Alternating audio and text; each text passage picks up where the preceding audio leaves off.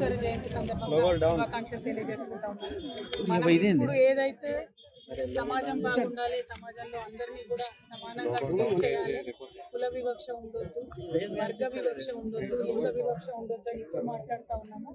800 సంవత్సరాల క్రితమే బసవేశ్వరుడు మరి అవన్నీ కూడా గ్రహించి సమాజంలో ఉద్ధరణ జరగాలి, మన ఆలోచనలో మార్పు రావాలి, అందరం కూడా బాగుండాలని తను చాలా పెద్ద ఎత్తున ప్రయత్నం చేసి ఆనాడు ఉన్నటువంటి పాలకుల మనసు మార్చి అనేకమైనటువంటి విప్లవాత్మకమైనటువంటి కార్యక్రమాలు తీసుకోవడం జరిగింది.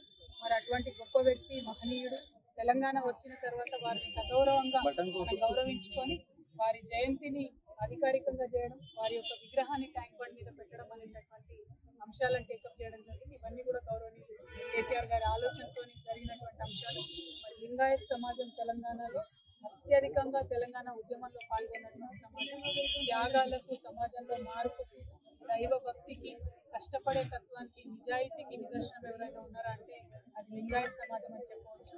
మరి వారందరూ కూడా వెన్నుతన్నగా ఉండి తెలంగాణ రాష్ట్ర సాధనలో ముందున్నారు కాబట్టి వారందరికీ ఆరాధ్య దైవం, మనందరికీ ఆరాధ్య దైవమైనటువంటి బసవేశ్వరుడు జయంతిని అధికారికంగా చేసుకుంటారు. ఈరోజు బసవేశ్వరుడు జయంతి సందర్భంగా మళ్ళీ ఒకసారి నేను మీ అందరూ కూడా శుభాకాంక్షలు తెలియజేస్తా ఉన్నాను.